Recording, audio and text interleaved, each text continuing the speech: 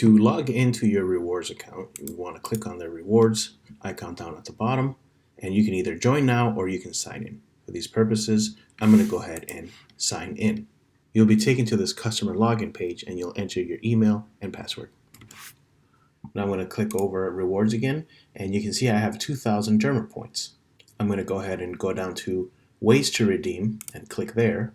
If I want to use all 2,000 points, I'll go ahead and click on order discount and then click redeem. Now order discount will show me that $1 for every 1,000. And if I want to use all 2,000, then I scroll all the way to the right and then I'll click on redeem.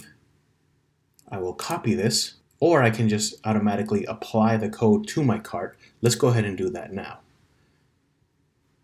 And one of my favorite products that I always use is the Infinite Fluid for Alm. I've added that to my cart. I'll click on the cart and I'll go straight to checkout. And as you can see, it's already been applied to my cart. Now, if it wasn't, I already copied the code and I can click here. Now I'm going to take the code out so you can see, and I'm going to paste the code, and it's the same one here. So that's how you redeem your Derma points. Happy shopping.